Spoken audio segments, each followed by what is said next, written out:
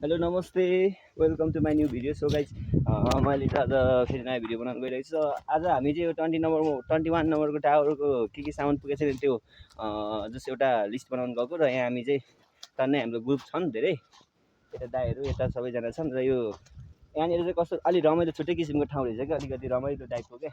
हिजोतिर चाहिँ अलिक धुमधाम भएको कारणले केही देखेको थिएन, तर आज भने चाहिँ एकदम मौसम क्लिन सफा छ र वरिपरि यस्तो बवाल भ्यूहरू देखिरहेको छ। तर यो चाहिँ जुन देखिरहेको छ नि यो जग्गा यस्तो राम्रो तरिकाले मिलेको रहेछ, तर यो मान्छेले नै बनाएको रहेछ क्या वाल लाएर। हेर्नु नि सबै भित्ताहरू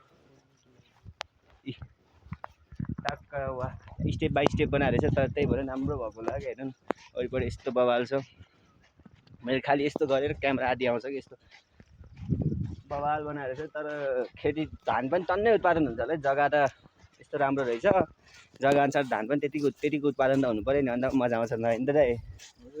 यतातिर हाम्रो तराईको थारू दाइहरू हुनुहुन्छ, नाम चाहिँ थाहा छैन, सो नाम भन्नु नि तपाईँहरूको के हो नाम? बुद्धिराम थारू हो, उहाँको बुद्धिराम थारू। यता दाइ अर्को दाइको रामचरण थारू होइन, यता अगाडिको भाइको मेरो नाम रसिब चौधरी हो।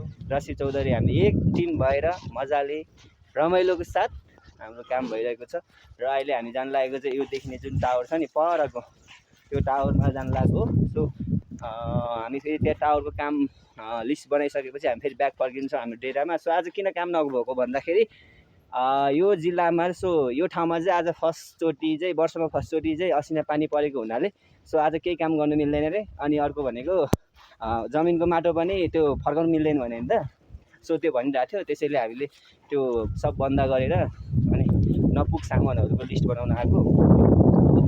सबै बनाइसकेपछि हामी फर्किन्छौँ। हामी फेरि अलिक धेरै टाढा छ कि गाडी चाहिँ उता परसम्म छ, रोड त्यहाँसम्म मात्रै छ।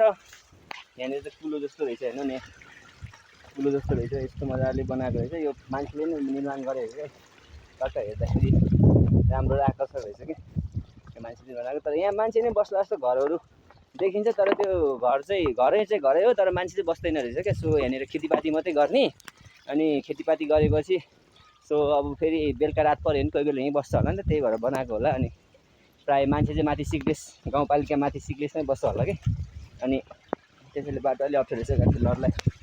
अनि पानी रहेछ बाटोमा, यो खेतमा लाने पानी होला।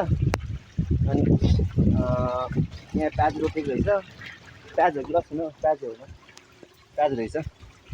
अनि त्यो अब म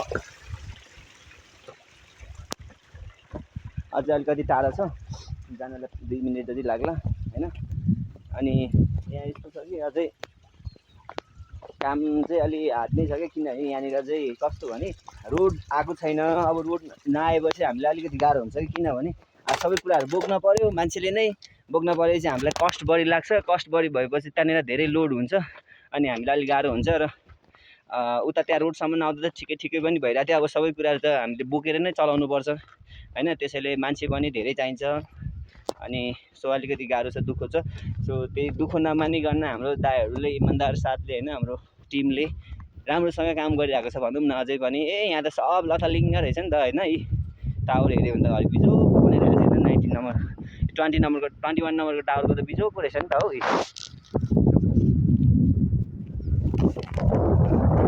कोही चाहिँ यता टावर झऱ्यो होइन, म चाहिँ यता झरेको छु। अब यो 21 नम्बरको टावरको लिस्ट चाहिँ म बनाउँछु, अनि हामी फर्किनुपर्ने हुन्छ। आज उतै फर्किनुपर्ने हुन्छ क्याम्पमै होइन, त्यही हो।